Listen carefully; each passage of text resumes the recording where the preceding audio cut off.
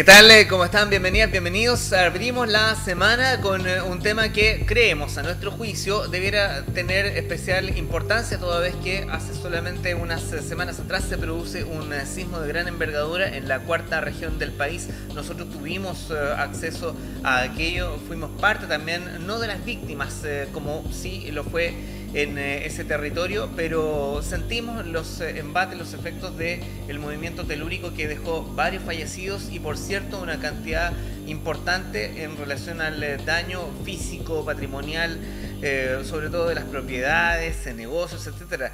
Cada vez que haya un evento de esta naturaleza, es probable que nosotros, y así ocurrirá hoy día, invitemos a Álvaro Pérez Castro. Álvaro Pérez Castro no es su primera vez acá, sí estuvo en el set del Frente en Opinión Pública. Esto es Reacción en Cadena. Como siempre nos acompaña, me acompaña Ariel Enrique Frings, físico nuclear, empresario, columnista, ex concejal o independiente. ¿Cómo le va, Ariel? Hola Guillermo, buenas tardes. Y entre todos los que están tras cámaras y micrófonos, también en Chilena FM 101.3 en directo, ahora en vivo en las señales HD por cable y Canal 2 Televisión San Antonio, le damos la bienvenida y recibimos a Álvaro. Álvaro fue el niño malo durante muchos años, asociado a las liquidadoras de seguros. No sé qué reconversión espiritual tuvo, pero se transformó en defensor de estas causas. Yo no sé, yo creo que suena bien decir causas medias perdidas, porque no todo el mundo está familiarizado con la nomenclatura asociada a los seguros, pero es algo que, o a lo que deberíamos estar atentos conforme se produce, por ejemplo, un sismo, hay daños y hay contratos asociados a seguros. Bienvenido, Álvaro. Hola, gracias por invitarme. ¿Te gustó eso de ex niño malo? Bueno, UNACO es la empresa que él dirige. Le vamos a preguntar por aquello también en un rato más.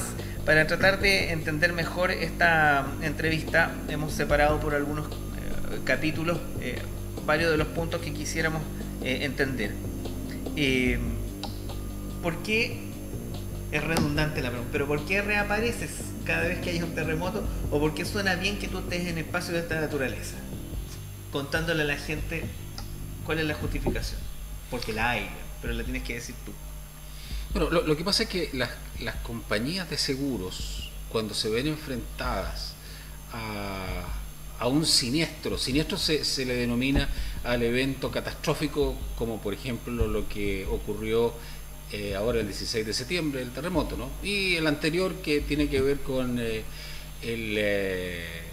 terremoto del 27 de febrero. Las compañías de seguros, en términos generales, contratan a un liquidador de seguros para que, en la medida de lo posible, no pague las pérdidas o las reduzca al máximo. Sí, y la pega nuestra consiste en combatir ese...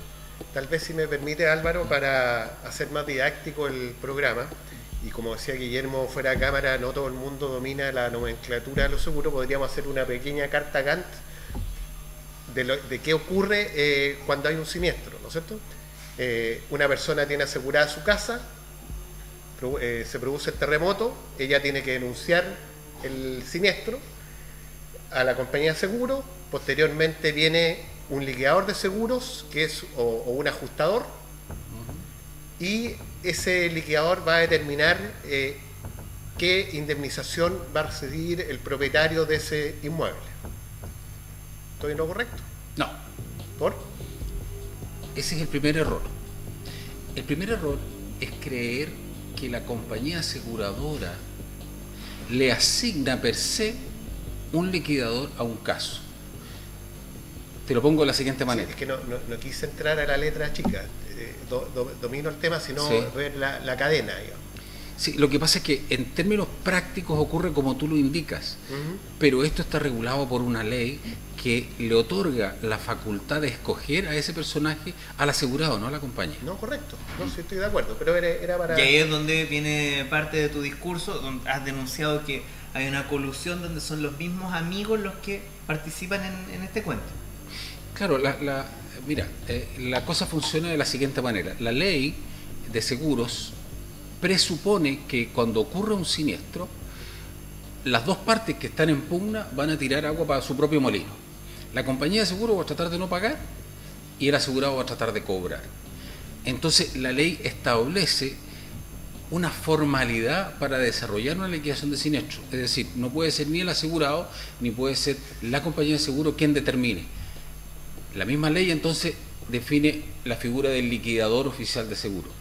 Pero esa persona, que debe ser absolutamente imparcial, que figura en una lista que provee la Superintendencia de Valores y Seguros, la escoge el asegurado. Y eso es fundamental, porque, respondiendo a tu pregunta, las compañías en este minuto imponen a un liquidador que en realidad está coludido con ellas para reducir el costo del siniestro. Y esa imposición es aprovechándose de la ignorancia de nosotros, de las personas que no necesariamente tenemos gran experiencia con la contratación de un seguro. Claro, cuando partimos recién con la conversación aquí, se estableció que producto de la ignorancia íbamos a hacer una suerte de Cartagán. Y la Cartagán, por eso yo te interrumpí, te dije eso está mal, porque esa Cartagán es lo que nosotros entendemos o que las compañías aseguradoras quieren que entendamos. Pero es un error, y el error tiene que ver con que la compañía aseguradora empuja al ganado por una manga para que caigan al precipicio, digamos, ¿no? Es un suicidio colectivo. Listo. Mira, Ariel, te quiero contar, porque no se conocen, pero es célebre por en su periodo como concejal, como ciudadano también, haber sido y continuar haciéndolo, ejercer un buen rol como fiscalizador. Y entre tus apuntes tú dices que es parte de lo que tú también haces. Pero ¿cómo podría quedar todo esto radicado? Porque yo quiero entender, de acuerdo a lo que tú planteas, que la misma ley se preocupa de que se generen los vacíos para que no exista la fiscalización, porque es incómoda. Sí. Entonces, cada asegurado no puede tampoco acompañarse de un CEO o un gerente de una compañía como la tuya, o un abogado, porque la maraña se ampliaría dramáticamente. Sí. Y se dilataría finalmente la consecución o la obtención del beneficio, el retorno, y que probablemente es lo que el establishment quiere que pase, digamos. Yo soy desconfiado. Yo concuerdo contigo. ¿Ya? Pero ¿cuál es la alternativa entonces? ¿Cuál es la alternativa? La alternativa, es, como siempre, es educarse, es leer. Cuando tú compras un televisor, antes de enchufarlo debieras leerte las instrucciones. El catálogo. Si vas a comprar, por ejemplo, bueno, uno diría, bueno, pero si yo me he comprado 5 televisores en mi vida, yo sé que lo tengo que enchufar y lo prendo y después veo cómo funciona. Pero ocupemos otro ejemplo, un colector solar, por ejemplo. Te compras un colector solar, me imagino que antes de conectarlo o armarlo te vas a leer las instrucciones. El evento de un siniestro es un evento único para el asegurado. No es normal que un asegurado esté metido en siniestro. No es normal que te roben el auto, no es normal que te choquen el auto, no es normal que se te quema la casa o que estés metido en la mitad de un terremoto. Entonces, cuando te ocurren estas cosas, es conveniente educarse. Y hoy día no hay nada más fácil que googlear. Pues googleen todo. Ahora, por mucho que ocupemos Google, Wikipedia, que hagamos denuncia a través de tribunas como esta, que hagamos cuerpo corporativo y todos estemos de acuerdo en... Hay un maridaje que es bastante perverso y que tiene que ver con la política y la economía. Y frente a eso, ninguno de los tres acá es probable que pueda hacer mucho más que pedir que estemos atentos, que nos informemos y hacer una inducción, que es un poco lo que pretende este programa, no un poco, harto. ¿Cómo se combate entonces esa alianza perversa? Que tú también las denuncias. Sí, empoderamiento ciudadano. Mira, yo creo que esto ha tomado especial fuerza con la aparición de esta buena moza del piercing. ¿Cómo se llama? La Camila Vallejo, ¿no? La Camila Vallejo, con un tuit te juntaba 100.000 gallos en la calle a protestar. Entonces, claro, de temer, porque tú juntabas a 100.000 gallos en la calle a protestar y te pueden destruir una ciudad. Empoderamiento pero detrás de Camila Vallejo hay todo un aparataje. No, pero lo que yo estoy diciendo es que el empoderamiento ciudadano es cada vez más peligroso para las autoridades, en el sentido de que tienen que respetar el poder ciudadano que los mandata. Entonces tienen que hacer su pega. Ya no es tan fácil venderse al sistema político o venderse al sistema económico, porque te están pillando, digamos. Pero mira, tú mismo has indicado, que en la Superintendencia de Valores y Seguros, que estaba de turno en el terremoto pasado, había toda una cofradía de personajes ligados a la UDI, Sí. que me imagino hacían lo posible porque funcionara a conveniencia de la institucionalidad. Todo esto, operar a... No, pues, pero no a la institucionalidad ciudadana, a la institucionalidad No. económica. A eso me refería yo. Sí. Se me falta el apellido. Dime, ¿quién se le para literalmente a esa gente? Es bien complejo. Nuevamente la ciudadanía. Lo que pasó en el terremoto pasado fue bien singular, porque apenas ocurrió el terremoto, tomó control una nueva administración. Ahora, tal como dices tú, eran todos Coloma, digamos. Fernando Coloma, hermano del senador Coloma, que es papá del diputado Coloma, y Fernandito Coloma Jr. está en la Fiscalía Nacional Económica. Entonces, aparentemente hay una colusión ahí de los Coloma para atajar cualquier gol que venga de la ciudadanía y proteger a la institucionalidad económica, ¿no? Eso están muy ligados al grupo Penta, por ejemplo, ¿no? En esa época el presidente de la Asociación de Aseguradores de Chile era precisamente el señor Cámbara, que era el gerente general de los seguros Penta. Entonces, ahí se produjo un proteccionismo de la institucionalidad administrativa del gobierno en favor del poder económico. Pero Álvaro, ahí estamos con un terremoto del año, porque hay que especificar los terremotos, estos eventos. En el terremoto del 2010, que sucedió al final del al término del gobierno de la presidenta Bachelet, y que le tocó enfrentarlo en la reconstrucción al presidente Piñera. Así es. Y ahí la institucionalidad está en manos de estos personeros ligados a la UDI. Así ¿Correcto? es. Ya. ¿Qué ocurre hoy día con el terremoto de Coquimbo, que estamos en un gobierno de otra coalición y también con otra autoridad en la Superintendencia de Valores y Seguros? ¿Funciona mejor? ¿Ha funcionado mejor? No ha funcionado. Ya, entonces no llevamos, lo que pasa es que, mira, en el terremoto... Disculpa, no ha funcionado, es muy fuerte, porque una cosa que funcione mal, otra bien, tú dices, no ha funcionado. No ha funcionado. Mira, antes de que tiráramos este programa, yo consulté en el computador el estado de la página web de la Superintendencia de Valores y Seguros y no tienen nada. Pero a la inversa, o sea, si retrocedemos en el tiempo, en el terremoto de Tocopilla, entonces. Tocopilla pasó a la historia, esa cuestión, nadie se acuerda de Tocopilla, nadie asistió a Tocopilla. Pero ¿cómo funcionó la institucionalidad ahí? Como la mona. Entonces, ¿un problema transversal o no? Yo creo que, mira, tu ejemplo es muy bueno. Permíteme hacer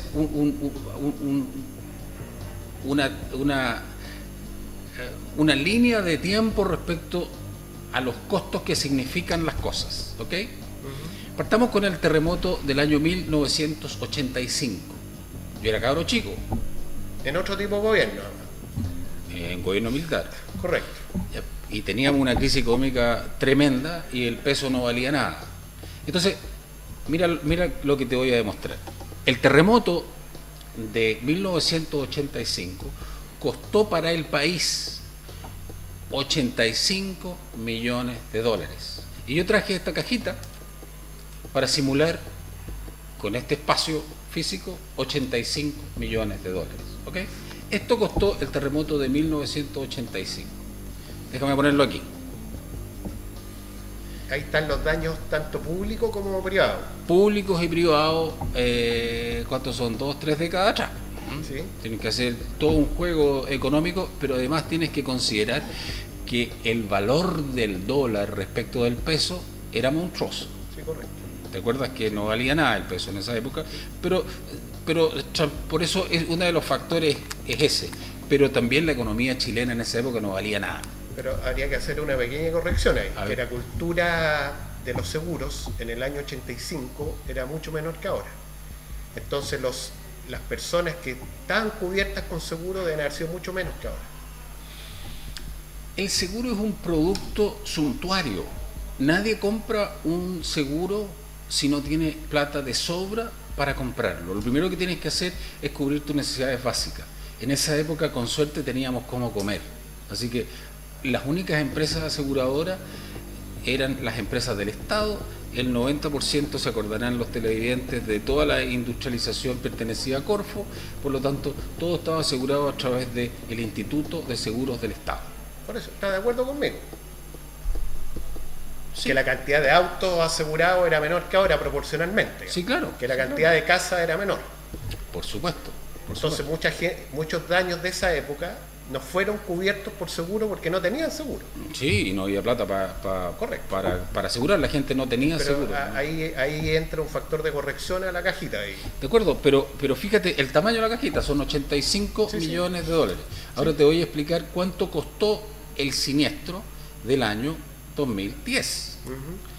85 millones de dólares para el terremoto del año 85.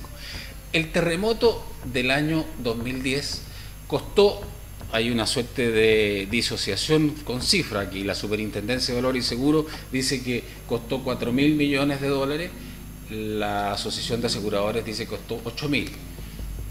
Esto simboliza 85 millones de dólares, esta caja simboliza 1.000 millones de dólares. Préstamela, yo te voy a ir ayudando. Entonces, el terremoto de... Cada una de estas cajas, señora y señor, 1.000 millones de pesos. De dólares. De dólares. Estoy mirando en menos la... Tenemos 2.000 millones de dólares. 3.000 millones de dólares. ¿Te parece a don Francisco? 4.000 millones de dólares. Déjame mostrar lo que costó el terremoto del año 85. 5.000 millones de dólares. 6.000 millones de dólares. ¿Lo dejamos hasta ahí o seguimos? Vamos a dejarlo hasta ahí, ¿sabes por qué? Porque es una cifra intermedia entre lo que dice la Asociación de Aseguradores de Chile y lo que dice la Superintendencia de Valores y Seguros. Uno dice 4.000, el otro dice 8.000, dejémoslo en 6.000, ¿ok? Ya. Pero es una cantidad significativa de plata. Ahora, ¿cuánto nos cuesta o cuánto se estima que va a costar el terremoto reciente, el de Coquimbo? 1.000 millones de dólares. Solo 1.000. ¿Te fijas? Entonces, sobre la base de la disputa económica, se forman los ejércitos para pelearla, po.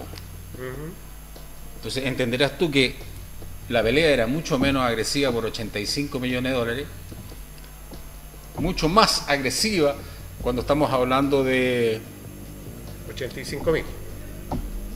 No, pues estamos hablando de 6.000. 6.000 y después 1.000.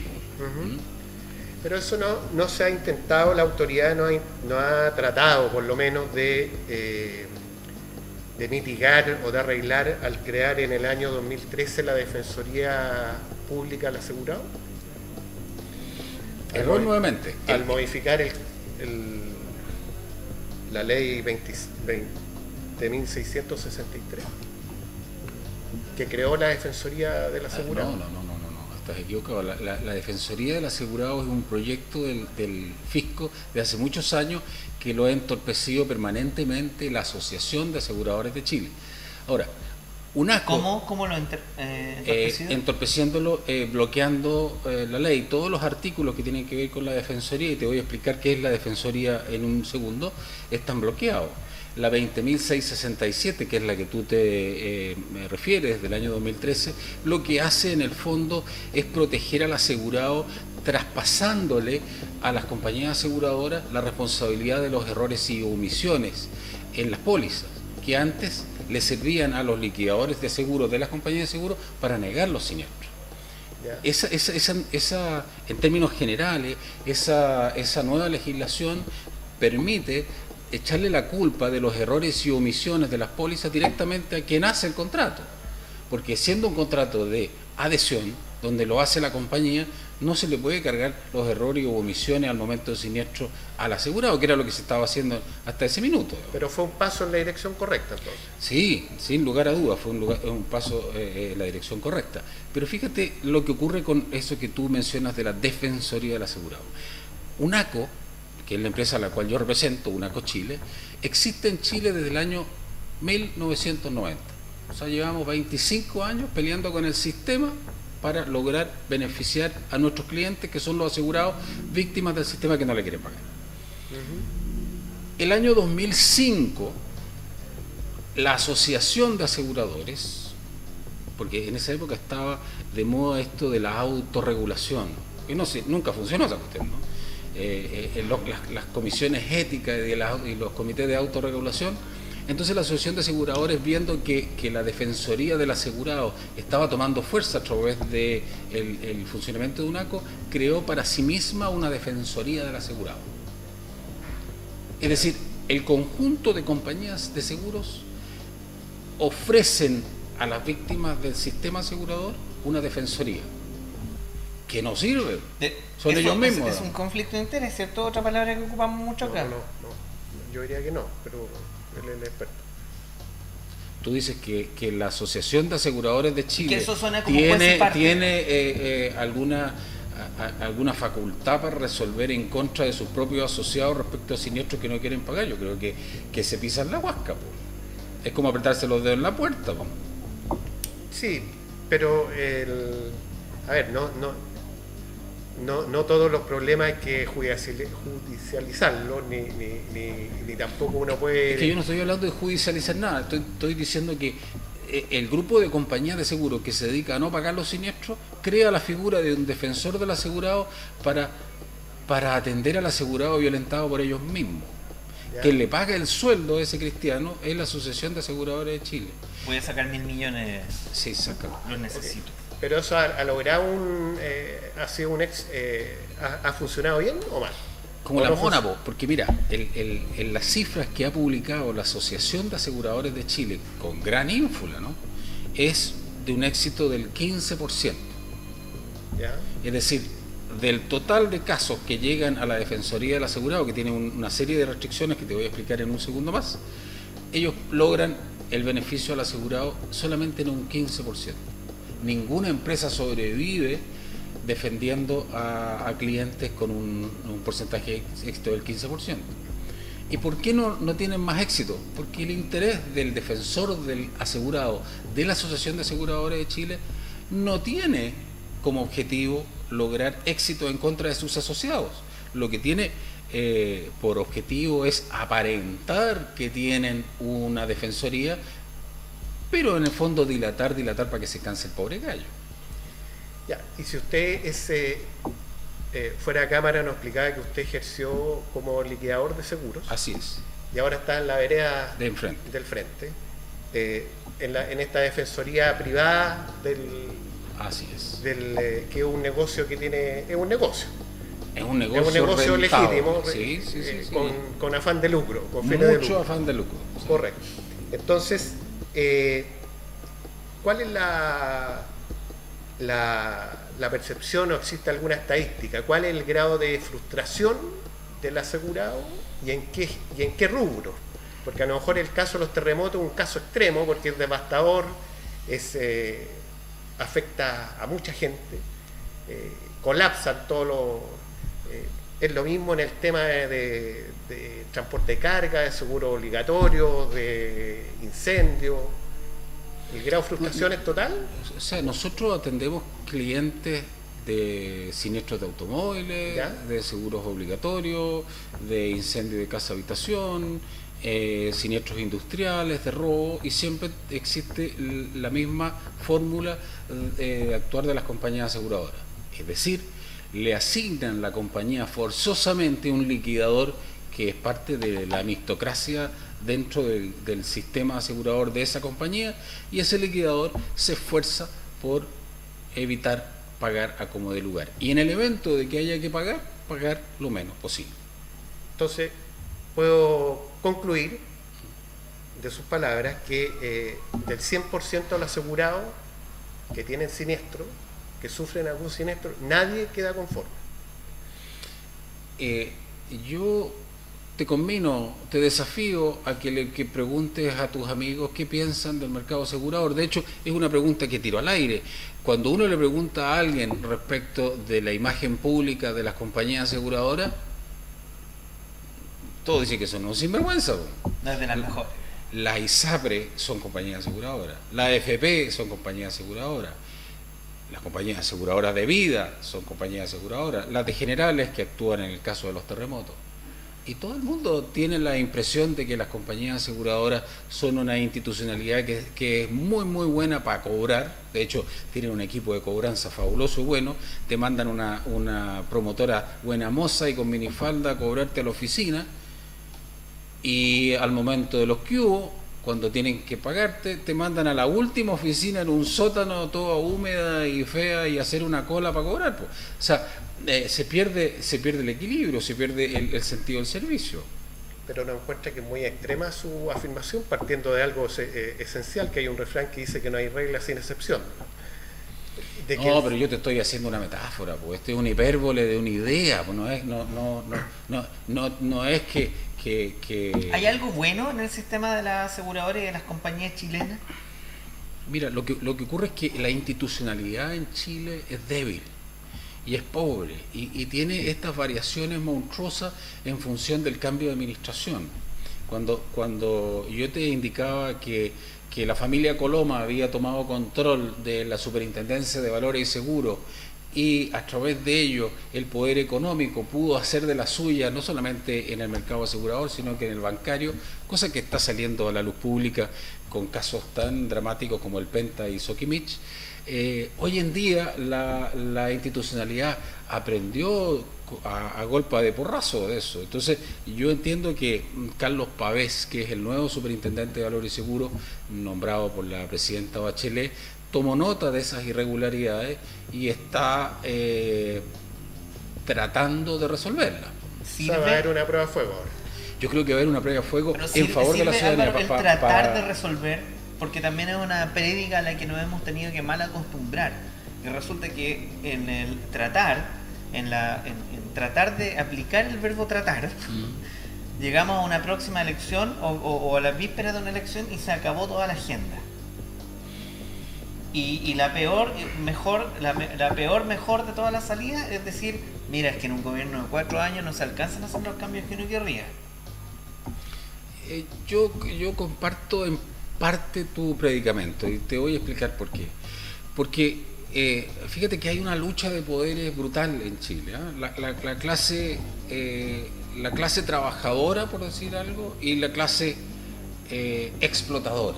Y hay como una lucha ahí. Seguimos en la hipérbole, ¿cierto? Sí, okay. Estoy de acuerdo. Pero estoy tratando de que la teleaudiencia capte sin ambigüedad el ejemplo.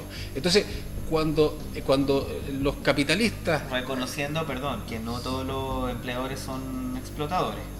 No, estoy hablando, quiero que me entienda bien la teleaudiencia. Cuando hablo de la gente y cuando hablo de los capitalistas, unos tienen el poder económico y los otros son la masa trabajadora. Cuando la masa trabajadora toma el poder, entonces los capitalistas se ven de alguna manera amenazados y empiezan a atornillar al revés, para que no funcione el gobierno de la clase trabajadora. Y cuando la clase capitalista toma el poder, empieza rápidamente a hacer los cambios que siempre quiso para lograr un mejor beneficio económico. Ustedes parece que no se acuerdan que para el terremoto del 2010 el país se vino abajo. Se temía que no habían insumos básicos para la población, por lo tanto se abrieron las fronteras y se dio una suerte de chipe libre en las importaciones, sobre todo los países limítrofes, de tal manera de poder traer arroz, aceite, harina, etcétera. Y el grupo Cencosud empezó a traer whisky, y lo pasaban por aduana sin control, es decir, abusaron de este beneficio para obtener mayor lucro. Eso es una frescura. No fueron multados. No solamente fueron multados, fueron juzgados y fueron condenados. Correcto. Pero eso es una sinvergüenzura que no tiene nombre. Tú no puedes rentar de la catástrofe nacional. Acuérdate que el gobierno de Piñera también estableció una suerte de convenio con los grandes proveedores de materiales de construcción para abaratar los costos de la reconstrucción nacional y cerró unos contratos privativos con Sodimac, con Home Center Sodimac, con Easy y con Construmark. Y también se descubrió que ellos estaban vendiendo 10 veces el precio de los clavos. También, déjame terminar la idea, también lo pillaron, lo juzgaron y lo condenaron. Álvaro, pero aquí pareciera que la culpa de todo la tienen los privados, ¿ya? Y quiero retrotraerlo al año 85, en que había menos compañías de seguros privadas y la mayoría era, usted mencionó antes el nombre de el Instituto de Seguros del Estado. Ya, y ahí al ser estatal, ¿cómo funcionaba? Yo era cabro chico en esa época, yo Pero debe manejar la estadística. manejo la estadística. Así como manejó la cajita ahí. Porque esa cajita está con el terremoto. Esta cajita, no, esta es una cajita de jugo Yupi que me tomé Sí, cuando pero venía para acá y refleja la forré para hacer el ejemplo. Pero refleja el costo del terremoto del 85. Sí. Correcto. Pero también refleja el tamaño de la cajita, también refleja el tamaño de la sociedad y de la capacidad intelectual que todos teníamos en esa época. Acuérdense que, fíjese que era complejo reclamar por mucho argumento que hubiese. Pero abstraigámonos de la dictadura militar y de los castigos físicos y de las torturas. Pensemos en la despedida del programa Sábado Gigante. Las últimas semanas se ha transmitido insistentemente en los regalos. Y regalaban un poncho, regalaban una canasta de alimentos, regalaban pura lecera. Y cuando regalaban un auto, era un auto chico, todo penca. Y abajo dice, si regalaran un auto hoy, eso costaría tanta cantidad de dinero. Si regalaran 5 lucas hoy, sería tanta cantidad de dinero. Y uno dice, pero ¿cómo tanta diferencia? Así éramos el 85. No éramos más que esta cajita de leche. No, pero pongámoslo en futuro entonces. En un futuro. En futuro. Si los seguros fueran estatales, ¿funcionaría mejor? No, el aparataje estatal tiene una inercia imposible de mover. Yo soy contrario a la estatización completa, ¿ya? Pero sí soy partidario de la privatización. Igual o peor, nunca mejor. ¿Perdón? Igual o peor, nunca mejor. Sería con el seguro estatal. Lo que pasa es que la institucionalidad fiscal tiene funcionarios que cumplen una función dentro de una organización y no tienen viraje laucha. Es difícil hacer que los gallos se muevan. Es como un elefante dentro de una vidriería. Mientras que si tú persigues una laucha, la laucha se te escapa de una. Esa es la ventaja de la decisión privada. El privado toma decisiones en función sobre sus necesidades inmediatas. La institucionalidad fiscal tiene el problema de que para tomar una determinación hay que preguntarle a Pedro, Juan y Diego, sacar la firma de todos los gallos y esperar una licitación. Cuando la decisión hay que tomarla, ya pasó la vieja. Entonces hay que hacer una combinación. ¿Cuál sería la solución entonces? ¿O esta amalgama? Yo creo que hay que hacer una combinación entre la privatización de los servicios y la estatización de las entidades fiscalizadoras. Y, como en los países desarrollados, darle mayor energía o poder a la entidad fiscalizadora, y yo diría que darle una mejor autonomía. No, si la tienen, lo que pasa es que no la ejercen, no les pasan los palos para agarrar a palos, están dirigidos por funcionarios de turno, digamos, del gobierno de turno. Claro. No como el Banco Central, por ejemplo. Bueno, fíjate que el problema que existe en los funcionarios de cargos políticos es que cuando cambia el turno, se quedan sin pega. Claro. Entonces cuando tú nombras a alguien para que regule el mercado asegurador, tiene que ser alguien que conozca del mercado asegurador, así que lo sacas del mismo mercado asegurador.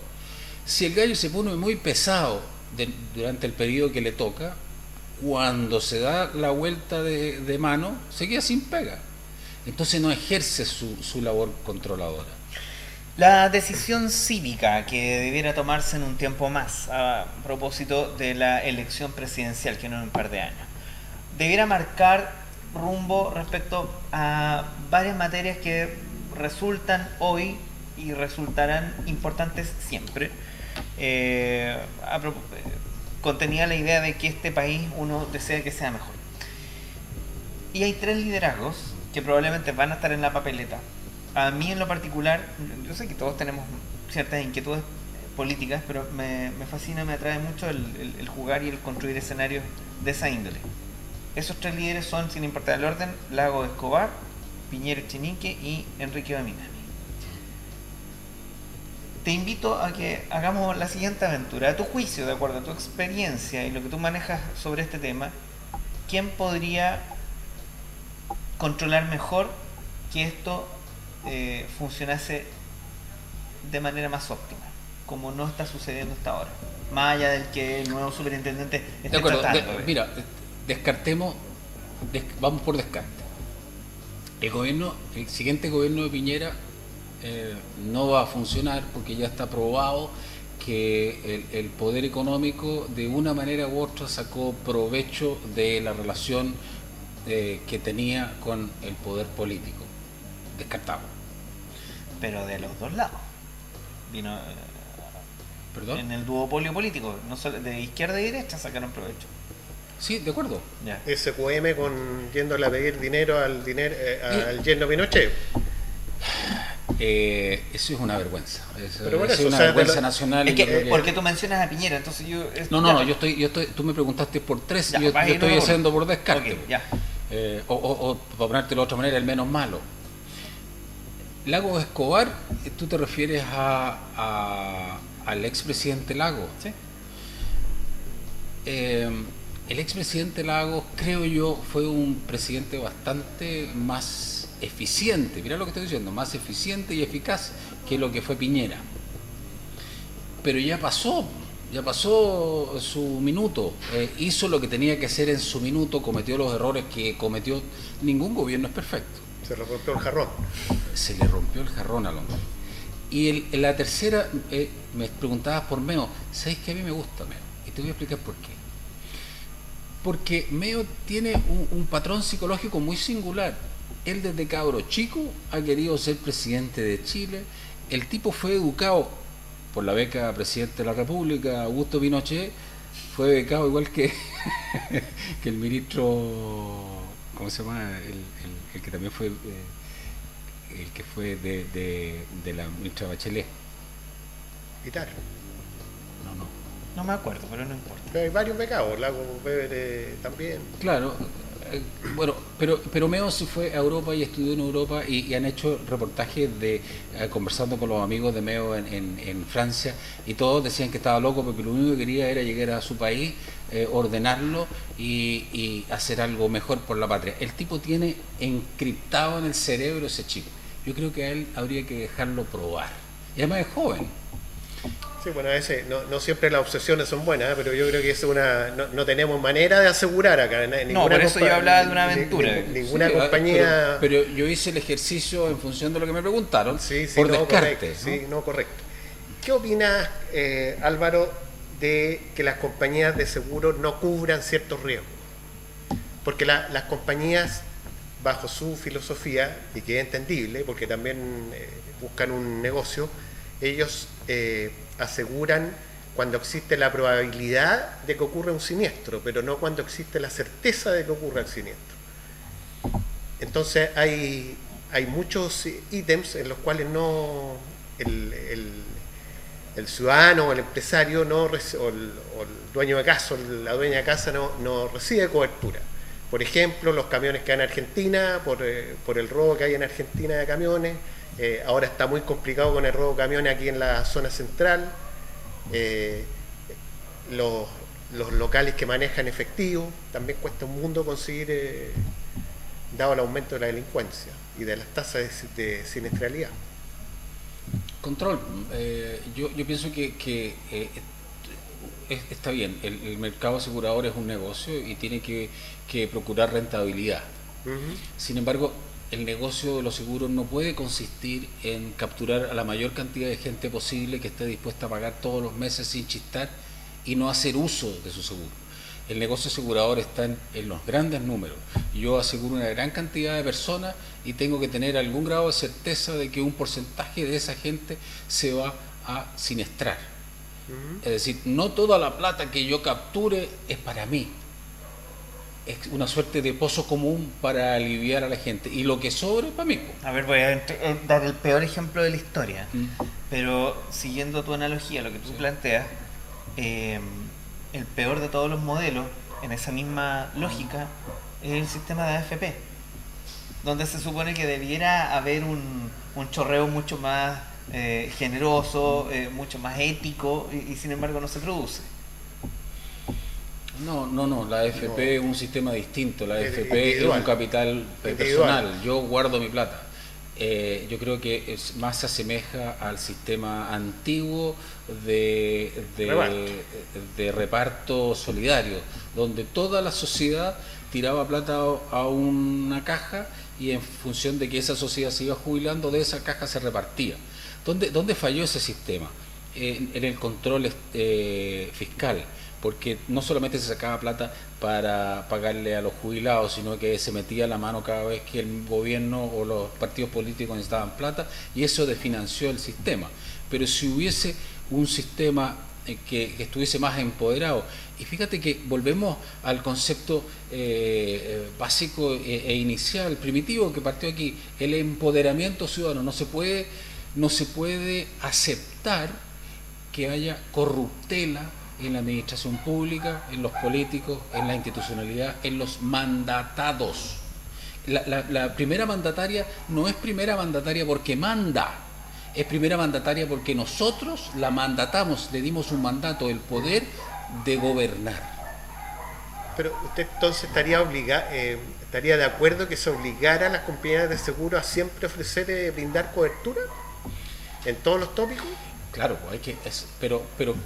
pero tiene que ver con un costo-beneficio. Si tú me estás poniendo, por ejemplo, el ejemplo de los camiones en Argentina, hay una estadística que permite establecer un precio. Por lo tanto, sobre la base de esa estadística, las compañías aseguradoras debieran tener la obligación de otorgar la cobertura. No estoy diciendo que regalen la cobertura, estoy diciendo que la cobren sobre la base estadística, donde con un manejo eficiente tengan rentabilidad mínima. ¿Y por qué no lo hacen? Porque la institucionalidad no ejerce su mandato ciudadano y no se pone los pantalones. Habría que comprar un buen par de pantalones con cinturones bien firmes al superintendente de valores y seguros para que los use. A ver, hay una música de fondo que indica, estamos llegando al final del capítulo de hoy, pero tenemos el tiempo para, además de darle las gracias a todos los que nos han seguido y a quienes hemos participado acá de esto, incluyendo a Julio Orellana por su trabajo en la dirección del capítulo de hoy, es el momento para que cada uno, te cuento, Ariel siempre entrega una tarea para la casa, a propósito de cada uno de los temas que van apareciendo acá, e invitamos a los que están con nosotros a que tengan la suya propia. Entonces, tu tarea para la casa sobre el tema de hoy. Obviamente, gracias por haber estado acá. Mi tarea para la casa es desafiar, combinar a las personas, no necesariamente porque estén siendo víctimas de un siniestro, que estén siendo afectadas de un siniestro, porque conforme han ocurrido estos dos siniestros catastróficos, el de 2010-2015, te garantizo que todas las familias tienen uno o dos miembros de su familia afectados. Entonces, ayúdense mutuamente, googleen defensa de las compañías aseguradoras, cómo me defiendo compañías aseguradoras. El sitio web de unaco.cl es bastante bueno en eso, y instrúyanse para defenderse del proceso de liquidación de siniestros que de seguro van a tener que enfrentar a partir del terremoto del 2015. Y Dios quiera que no ocurra el gran colapso que todos estamos esperando en Antofagasta, Copiapó, donde medio Chile se va a borrar de ahí para arriba, porque recordemos que ese es el sector fundamentalmente productivo de Chile, la zona minera. O sea, si se nos cae la zona minera, el Producto Interno Bruto se nos va al suelo, porque con manzanas, salmones, naranjas, mandarinas y vino no lo vamos a sujetar. Gracias, ¿Tienes Álvaro. mucha competencia en tu rubro actual? Fíjate que no. ¿Ya? No. O sea, ¿es la única empresa que se dedica a esto? Yo entiendo, fíjate que qué buena tu pregunta. Yo Sí, estuve, estoy haciendo publicidad aquí. sí, no, yo estuve en una discusión muy acalorada el viernes en la superintendencia y hice esa misma pregunta. ¿Qué empresa formal existía en Chile que hiciera nuestro trabajo? Y la misma superintendencia nos dijo que no había nadie. Y cuando ustedes intervienen, obviamente para mejorar la liquidación que generó el liquidador, valga la redundancia, ese plus que se obtendría, ¿está garantizado y compensa los honorarios de ustedes? Sí, por supuesto. Nosotros, qué buena tu pregunta. Mira, lo que pasa es que UNACO no toma cualquier caso. ¿Ya? Antes de que nosotros suscribamos un contrato con un cliente, lo que hacemos es filtrar muy bien el caso. Por lo tanto, si el caso no es viable, no lo tomamos.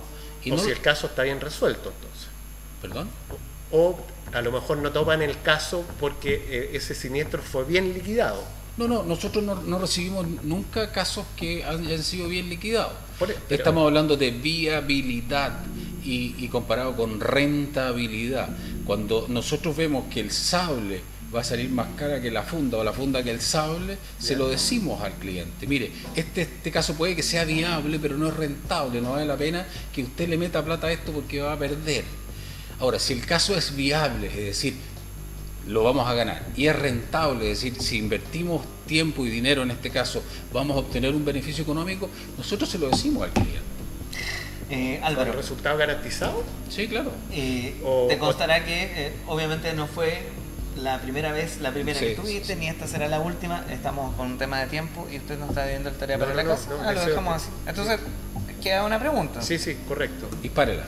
¿Con resultado garantizado o porcentaje sobre la utilidad? Fíjate que yo te comenté que la Defensoría del Asegurado de la Asociación de Aseguradores de Chile tenía un porcentaje de éxito del 15%. ¿Sí? El nuestro es del 85% invertido. No, pero me refiero a cómo se pacta con el... sobre el resultado. Sobre el resultado. Sí, claro. Ya, una parte fija y una parte variable. Por supuesto. Nosotros le sacamos un corte al pastel una vez que lo tenemos horneado. Okay. Qué buena analogía. Okay. Ya, nos encontramos nosotros el miércoles en Opinión Pública a las 19 horas y el próximo lunes de nuevo acá en Reacción acá a las 7. Chao. Chao.